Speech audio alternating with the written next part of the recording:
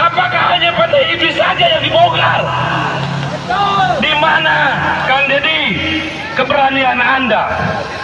Di mana keseriusan Anda? Setidaknya ada 34 perusahaan yang melakukan penyalahan tata ruang wilayah di Puncak Bogor. Banyak perusahaan lain yang ditindak, terutama swasta. Ada nggak keberanian pemerintah untuk membongkarnya? Betul? Hidup layak! Hidup layak! Kita harus sangat hati-hati pada Kang Deddy Mulyadi, ya, Gubernur. Karena penyakit itulah yang akhirnya menghancurkan dirinya dan menghancurkan masyarakat. Maksudnya? Jadi bisa dibilang monumen-monumen itu IKN, termasuk masjid yang didesain sangat megah seperti Al-Jabar itu untuk ngibulin orang, ya? Untuk memanjakan orang-orang bernala rendah. Kita tuh beragama Arab. Budaya itu dijadikan hal yang sakral, disakralkan. Sedangkan agama yang wahyu, yang universal, yang bisa diterima oleh semua bangsa, semua bahasa, semua masyarakat yang hidup di berbagai waktu dan zaman, itu kita lupakan, kita abaikan. Yang kita terima itu adalah yang Arab. Ulama yang kata-katanya kasar tuh banyak banget. Karena apa? Mereka disebut ulama tuh bukan karena beragama Islam, tapi karena mereka ngerti bahasa Arab.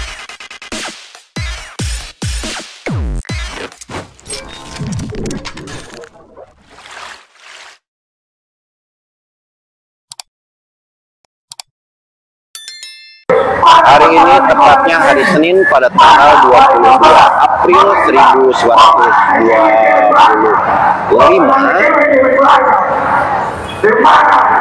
Kita berada di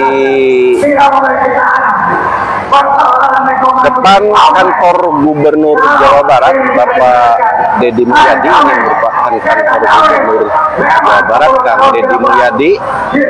Hari ini sedang ada aksi gerakan moral unjuk rasa atau yang lebih dikenal dengan demonstrasi, yang sedang menyuarakan aspirasinya kepada Gubernur Jawa Barat.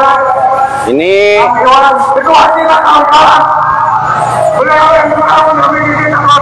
kita sedang melihat jalannya acara ini.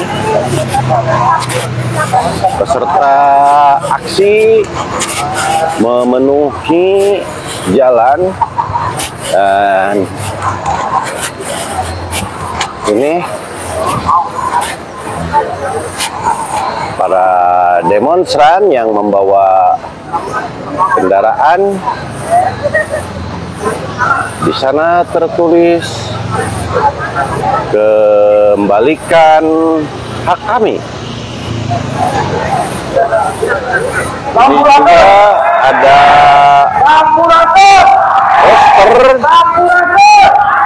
poster yang berisi tentang tuntutan atau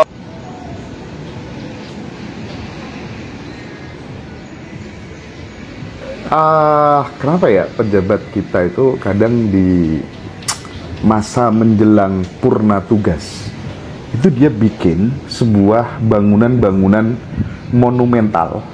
Sebut aja misalnya kayak IKN yang dipaksakan. Belum lagi kalau di Jawa Barat Masjid Al-Jabar yang kontroversial karena terindikasi korupsi dan lain sebagainya. Bahkan membebani Kang Deddy kan akhirnya dari Pak RK. Perspektif Guru Gembul gimana tentang hal ini? Kita harus sangat hati-hati pada Kang Deddy Mulyadi, ya, Gubernur. Karena penyakit itulah yang akhirnya menghancurkan dirinya dan menghancurkan masyarakat. Maksudnya? Ketika dia dianggap sebagai orang terbaik, ketika dia dielu-elukan, dia akan lupa daratan, dan masyarakat pun pada akhirnya akan menjadi menyakralkan dirinya. Coba, ini bukan untuk menjelekkan Kang Deddy gitu ya. Saya juga temenan sama beliau, kontakan juga sama beliau dan sebagainya. Tapi coba pikirkan begini, pernah nggak Kang diejek sama satu orang terus kita tuh langsung down? Pernah kan? Atau dipuji sama satu orang kemudian kita tuh merasa naik gitu. KDM saya, Pak Prabowo, Pak Jokowi, dan orang-orang yang terkenal itu perharinya sama ribuan orang dihujat atau dipuji, disayang atau diintimidasi dan lain sebagainya. Gak mungkin dia nggak berdampak terhadap mentalnya. Sekarang Pak KDM misalkan, semua daerah mau mendeklarasikan, Pak udah jadi gubernur di sini, jadi gubernur di sini, jadi barter, Bapak dan Bapak suka dan sebagainya. Seandainya pun Pak Deddy itu adalah orang yang sangat baik, mungkin dengan terus-terusan dihajar oleh pujian yang sangat luar biasa, dia lupa daratan. Dan akhirnya menganggap bahwa nyaman banget jadi seperti ini, saya nggak mau lepas dari ini. Bisa aja kan seperti itu. Dan kita menemukan ada banyak sekali tokoh yang hancur gara-gara pujian, tokoh yang hancur gara-gara kritikan. Kita misalkan mengetahui Pak Harto itu di masa awal pemerintahannya tuh jenius. 2 masa pemerintahannya itu luar biasa. 3 oke, swasembada. Berikutnya sampai akhirnya sejak tahun 90-an tidak sekuat itu lagi, tidak sehebat itu lagi dan sebagainya. Dan bahkan beliau percaya pada seorang pembual yang Pak Harmoko kita sebutnya misalkan, yang selalu dekat dengan Pak Harto dan selalu mengatakan rakyat masih butuh Bapak, ayo naik lagi, rakyat masih butuh Bapak. Dari mana dia punya data? Kan enggak. Nah, akhirnya apa? Digulingkan oleh egonya sendiri. Nah, Pak KDM mungkin aja terdampak seperti itu, dan rakyatnya juga sama seperti itu. Jadi jangan terlalu berharap pada pihak lain, betapapun orang itu tuh baik. Nah, kenapa pemimpin-pemimpin kita akhirnya menghasilkan monumen-monumen besar di akhir masa jabatannya? Iya, karena masyarakat kita itu adalah masyarakat yang bernalar rendah. Ya, harus disebutkan, saya mohon maaf ya. Dan jangan disanggah, oh kita pinter-pinter ya. Kalau misalkan pinter-pinter kita maju lah. Tapi kan negara kita nggak maju kan, korupsinya tinggi gitu kan, pemalakannya tinggi. Ya artinya sebenarnya kita tuh bernalar rendah. Nah, masyarakat bernalar rendah itu sangat tergila-gila pada hal-hal yang bisa dibuktikan secara indrawi, secara demonstratif gitu. Kalau misalkan mereka berpikir soal hal-hal yang abstrak, mereka tuh nggak ngerti. Jadi sering saya sampaikan, ketika negara berkembang pengen kelihatan maju, dia bikin gedung tertinggi di dunia, museum terbesar di dunia. Dan hal-hal yang seperti itu tuh tidak kita dijumpai di wilayah-wilayah yang sudah sangat maju. Mereka tuh nggak berpikir tentang bangunan tertinggi, mereka berpikirnya soal bagaimana cara mengantri, bagaimana caranya sistem buang sampah sembarangan, sistem buang sampah agar bisa dikelola dengan baik gitu kan. Bagaimana caranya agar ketatanegaraan kita menjadi lebih baik, bagaimana caranya agar para pemimpin itu tidak malu ketika dia keluar masuk kendaraan rakyat gitu, kendaraan massa gitu, transportasi umum gitu. Gimana caranya seperti itu? Nah, yang dipikirkan itu di negara-negara maju itu adalah hal-hal yang abstrak. Sedangkan di masyarakat yang secara etikanya rendah, moralnya rendah, kemudian peradabannya juga rendah, mereka tuh butuh demonstrasi dalam bentuk sesuatu yang bisa dilihat. Tuh, lihat, saya bikin ikan di Kalimantan gitu kan. Iya, Pak Jokowi itu kan senang sama ikan. Kalau yang rendah itu intinya tekstual aja gitu ya. Kalau yang nalarnya tinggi lebih pada ke substansial gitu. Iya, bisa. Jadi teks itu kan salah satu hal yang konkret gitu, yang bisa dilihat. Iya, yang tekstual itu memang bernalar rendah gitu. Yang bernalar tinggi tentu saja adalah memahami sesuatu di balik teks. Ya, jadi teks adalah satu di antara sekian banyak cara komunikasi. Kalau tergantung pada satu teks berarti hanya fokus pada satu. Sedangkan yang lain ya kan lebih banyak lagi. Gitu. Ya kayak gitu kurang lebihnya. Jadi orang bernalar rendah, pikirannya pendek, pikirannya sempit, dan pikirannya hanya berkutat pada egonya saja. Itu karakteristik orang bernalar rendah. Jadi bisa dibilang monumen-monumen itu IKN, termasuk masjid yang didesain sangat megah seperti Al-Jabar itu untuk ngibulin orang ya?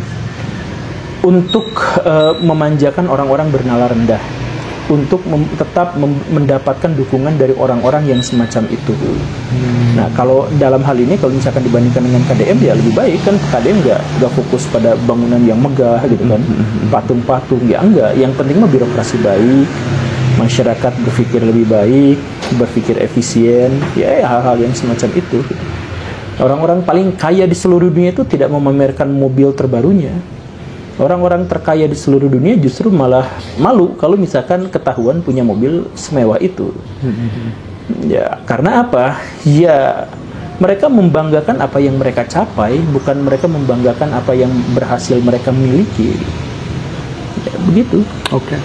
Nah, terkait KDM, Pak Guru, kita tahu bahwa kan ketika kemudian kita sudah mengklaim diri sebagai orang yang beragama dan bertuhan, akhirnya kan kita berserah diri kepada Tuhan atau Allah kalau di dalam Islam gitu. Nah, ketika sudah berserah diri kepada Allah misalnya, terus hukum Allah mana yang sebenarnya harus kita taati itu, yang tidak ada berkaitan dengan tafsir, yang tidak ada kaitannya dengan riwayat. Kalau KDM, beliau kan selalu menegaskan ya hukum alam ini, sebab akibat ini. Dan KDM konsen banget bagaimana kemudian menyadarkan masyarakat tentang jati dirinya gitu. Kembali ke budayanya, bukan budaya orang asing gitu. Nah, gimana perspektif Guru Gembul tentang gerakannya dibangun KDM? Jadi gini, untuk bisa tidak tergantung pada satu tafsir, satu teks itu adalah membahas semua teks dan semua tafsir gitu. Bukan mengabaikan semua teks dan semua tafsir gitu. Tapi justru berpikir secara holistik. Kalau misalkan kita melihat satu kitab suci saja, kita akan mendapatkan satu perspektif. Kalau misalkan kita mendapatkan lebih banyak dari begitu banyak penafsiran, kemudian kita pertemukan dengan yang lain dari kitab suci yang lain, pemikiran yang lain, gagasan yang lain dan sebagainya, ya ada di satu titik di mana kita tuh akhirnya bengong gitu. Ini yang benar yang mana gitu. Tapi pada akhirnya setelah kita melewati itu semua, oke, ya sudah, pada akhirnya semua hal itu sama, secara esensial tuh identik. Yang membedakannya itu adalah kebudayaan manusia. Jadi kebudayaan manusia itu kan profan. Kita tuh sering menganggap kebudayaan manusia itu sakral. Ini contoh sederhananya beginilah sebelum ke Pak KDM itu. Saya kemarin beli buku nama-nama Islami. Iya, pas saya buka gak ada satupun nama Islami di sana. Yang ada adalah 100% nama Arab. Nah, jadi ini disebut nama Islaminya dari mana gitu. Ya, saya bilang nama Islami itu adalah Budi. Budi itu nama Islami. Karena dalam Islam nama yang baik itu adalah yang mengandung doa baik. Oke. Iya kan? Jadi kalau namanya Budi itu berarti baik sekali. Karena kalau Hajar, nah, Hajar, batu.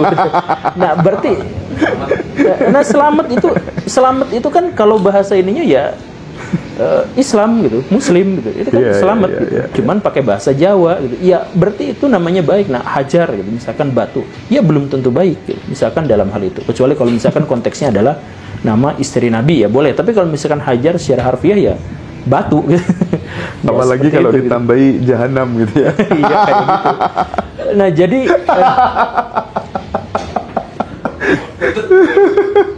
dari mana saya mendapatkan kesadaran bahwa itu bukan nama Islami tapi nama Arab? Ya, setelah saya mengkomparasikan begitu banyak, setelah saya mengkomparasikan begitu banyak sumber-sumber dan kemudian penalaran dan kemudian lihat langit gitu, lihat realitas dan sebagainya, ya akhirnya dapat itu gitu. Makanya sekarang saya melihat kenapa kaum muslimin mundur, ya bukan karena dia beragama Islam, tapi gara-gara dia beragama Arab gitu.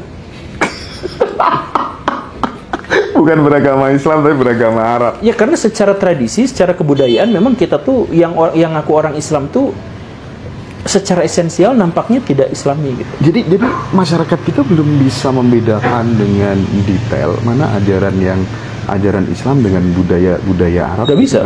Iya itu kayak nama aja mereka nggak bisa ngebedain kan. Iya benar. Nama atau misalkan tradisi yang lebih sederhana. Islam tuh menganjurkan tuh baca tulis. Orang Arab jahiliyah menganjurkan menghafal. Nah, sekarang orang-orang Islam lebih banyak menghafal atau baca tulis? Penghafal Al-Quran itu lebih dari 30 ribu di seluruh dunia. Penulis yang masuk jurnal ilmiah berapa di dunia Islam?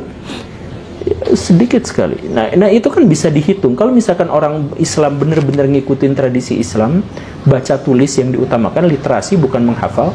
Orang-orang Arab jahiliyah itu menganggap baca tulis itu simbol kebodohan, karena berarti hafalannya lemah.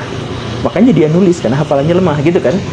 Orang-orang Arab jahiliyah itu begitu. Nah ya yang sekarang kita ikutin itu adalah Arab jahiliyah, semacam itu gitu. Jadi dan akhirnya kita bisa melihat bahwa yang berkembang dalam tradisi Islam sekarang itu adalah ya tidak menghasilkan peradaban apapun, karena peradaban Islam sekarang tuh kehilangan satu hal dalam Islam, yaitu bagaimana. Itu kita tuh nggak pernah belajar itu. Bagaimana? Jadi misalkan gini, Israel menyerang Gaza, ada berita genosida, ada pembantaian, anak-anak termutilasi. Pokoknya benar-benar mengerikan. Yang dilakukan oleh ulama-ulama kaum muslimin itu apa? Lihat penderitaan orang-orang Gaza, lihat betapa kejamnya Zionis, lihat begini. Lalu apa solusi yang ditawarkan? Bagaimana cara menyelesaikan masalah itu? Gak ada. Kan kalau misalkan mau solusi, berarti solusinya itu adalah kita menciptakan senjata yang luar biasa, kita memiliki kekuatan diplomatik di dunia internasional, kita berarti harus independen, kita berarti harus menciptakan produk sendiri, kita berarti harus menguasai media. Itu kan kalau misalkan ditanya bagaimana, berarti caranya gitu. Tapi kan di mana kita pernah dengar ulama yang ngomong kita harus gini itu kan nggak ada. Jadi kebencian tapi gak ada gimananya. Udah selesai di situ. Nah, itu Islami bukan itu Arabi. Dan saya bukan ngejelekin tradisi atau kebudayaan Arab, itu adalah baik untuk orang Arab pada zaman jahiliyah. Budaya itu nggak ada yang jelek, karena budaya itu adalah hasil reaksi akumulatif sebuah bangsa terhadap tantangan alam. Tantangan alam masyarakat Arab pada waktu itu tidak menghendaki adanya bagaimana, karena mereka harus menyelesaikan tantangan alam itu secepatnya. Gitu kan? Sekarang yang terjadi interpretasi Arab jahiliyah. Enggak, interpretasi itu justru orang di luar Arab disuruh seperti mereka, padahal kondisinya berbeda kan begitu. Orang di luar Arab dipaksa untuk berarab jahiliyah. Gila. Iya, gila. Memang seperti itulah. Ya, kenyataannya ya itu yang disebut sebagai akhir zaman, disebut sebagai zaman ketika kejahatan merajalela dan sebagainya. Dan ketika misalkan kita berusaha untuk menyadarkan orang-orang, itu sakitnya tuh luar biasa. Tapi dibulinya tuh habis-habisan. Tapi kan ketika kemudian kita ngomong soal wahyu ilahi itu kan sifatnya kan harusnya kan universal.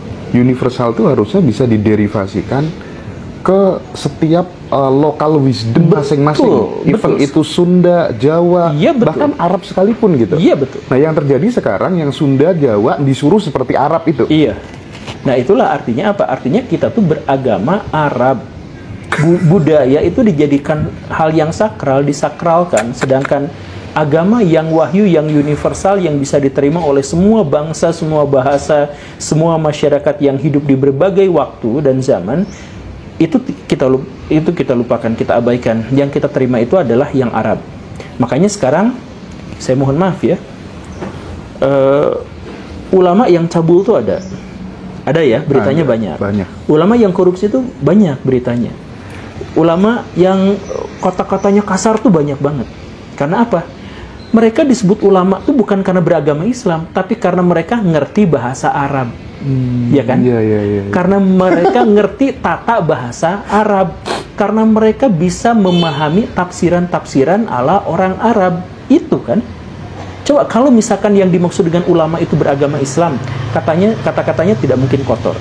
Dia pasti bersih hatinya dari perzinahan, dari pencabulan. Dia kemudian bertanggung jawab, dia amanah, dia nggak korupsi, dan dia berani berjuang melawan kejahatan. Kalau dia benar-benar Islami, kalau dia benar-benar ulama. Tapi itu semua diabaikan. Ulama yang macam itu tuh nggak ada. Yang ada itu adalah ulama yang hafal bahasa Arab, bisa menjalankannya, ngerti tradisi Arab, ngerti bagaimana cara orang Arab menafsirkan sebuah agama, dan seterusnya. Itulah yang disebut sebagai ulama. Ya kan? Sekarang kita datang ke pesantren, diajarin Islam nggak? Enggak. Apa ajaran Islam yang disampaikan di sana? Ya, fikih itu kan ilmu budaya Arab. Ya kan? cara orang Arab menafsirkan teks pada waktu itu. Boleh nggak berkembang sesuai zaman sekarang? Oh, nggak boleh. Nah, kenapa? Karena harus sesuai dengan orang Arab zaman dulu. Nah, itu kan udah. Jadi kita mensakralkan tradisi dan kebudayaan Arab daripada mensakralkan ajaran agama Islam. Tapi kalau misalnya ditafsirkan setiap daerah beda-beda sambil minum Alur. Boleh. Tanggung. Jadi kalau misalnya ditafsirkan setiap daerah beda-beda gitu, apa nggak ada dampak negatifnya gitu? Bagaimana kemudian kebenaran diekspresikan secara berbeda-beda gitu? Ya, dampak negatifnya itu pasti ada, karena manusia itu tidak mungkin lepas dari sesuatu yang negatif. Kalau misalkan manusia itu lepas dari sesuatu yang negatif, ya dia artinya udah mati kan. Jadi bumi itu tempatnya kesalahan, tempatnya sisi-sisi negatif itu terjadi. Yang jadi urusan kita sebenarnya adalah bukan menghilangkan, bukan memikirkan dampak negatifnya, bukan. Tapi bagaimana cara mengisolir dampak negatif itu agar tidak berkembang menjadi lebih besar lagi. Kalau misalkan saya melakukan hal terbaik di dunia sekalipun, itu ada dampak negatifnya. Gak mungkin enggak, itu pasti kan seperti itu. Ya kalau gak mau ya di sorga saja, begitu. Itu kata Pak Luhut. Ya, tapi setiap bangsa, setiap budaya itu berhak menafsirkan firman Tuhan sesuai dengan kebutuhannya, sesuai dengan identitasnya. Dan itu adalah ide Islam. Dalam ide Islam itu, tidak ada satupun bangsa di dunia ini yang tidak diturunkan Rasul. Orang Sunda tuh ada Rasulnya, ada Nabinya. Orang Jawa tuh ada, orang Yunani, orang apa, semuanya tuh ada. Punya Rasul, punya Nabi. Dan itu janji Tuhan kepada manusia. Jadi ya gak apa-apa, memang seperti itu gitu. Nah, ciri-cirinya apa? Ciri-cirinya adalah bahwa ajaran itu mengajarkan bahwa Tuhan itu esa, Tuhan itu ada, dan hari akhirat itu ada. Yaitu yang diajarkan oleh sisanya itu adalah produk kebudayaan yang bisa disesuaikan dengan perkembangan zaman. Makanya ada yang namanya ilmu fikih. Ilmu fikih itu kan adalah ilmu menafsirkan firman. Dan kalau misalkan yang jadi masalah dari kaum muslimin sekarang itu adalah kita berhadapan dengan zaman sekarang dan dihadapkan pada teks zaman sekarang, pada teks suci dari zaman dulu. Yang kita lakukan apa? Bukan ngambil teks zaman dulu kemudian ditafsirkan sesuai dengan zaman sekarang. Kita mengambil ilmu-ilmu fikih dari abad pertengahan untuk kita pakai di zaman sekarang. Ya betapa kacaunya kan? Jadi kita lagi-lagi kita mensakralkan budaya. Kita gak berani ngambil Quran dan Sunnah misalkan dalam hal ini, kemudian kita gunakan dalam kehidupan keseharian sekarang. Gak berani. Yang kita lakukan adalah Quran dan Sunnah itu harus sesuai dengan interpretasi ulama zaman dulu, baru kita coba terapkan di zaman sekarang. Ya nggak nyambung makanya. Makanya Islam runtuh peradabannya. Oke. Terus kembali ke KDM. Yang dilakukan KDM sekarang menurut ya itu Islami. Islami. KDM itu sangat Islami gitu. Iya, beliau juga kan latarnya juga organisasi keislaman yang memadai lah, saya katakan seperti itu. Walaupun saya juga kesel sama HMI itu. Iya, saya tuh bukan HMI, tapi banyak teman saya ikut HMI, terus istri saya juga pernah ikutan kaderisasi HMI. Pas dengar ceramahnya, dengar itunya dari, aduh nepok jidat saya. Kenapa? Ya itu pembicaranya ngaco gitu. Tapi ya gak apa-apa lah. Kan istri saya punya saya juga. Ya jadi ya Islami itu adalah Islami dalam hal apa? Beliau memberantas kejahatan dan dipublikasikan. Artinya apa? Mendorong orang untuk melakukan hal yang sama. Kemudian beliau bersih-bersih sungai sampai nyemplung, dan kemudian dipublikasikan, dan pesan moralnya adalah kita harus menjaga alam. Itu kan Islami semuanya, di mana yang tidak Islami? Ya. Kemudian beliau memperbaiki birokrasi. Gimana caranya supaya birokrasi itu lebih efisien, lebih baik, lebih efektif. Itu kan Islami, di mana tidak Islaminya? Tapi ada sekelompok orang yang mengatakan itu tuh musyrik. Ya kenapa? Karena mereka berpedoman pada patungnya. Ya itulah yang orang bernalar rendah itu kan fokusnya itu ke benda-benda yang konkret gitu, benda-benda yang terlihat. Jadi hal-hal yang bersifat mental, gerakan-gerakan moral, mereka tuh nggak paham apa itu, karena nggak ada wujudnya gitu. Abstraksi mereka tuh rendah gitu. Ya kayak gitu. Jadi yang dilakukan KDM sampai sejauh ini dan sampai sebatas ini sangat Islami.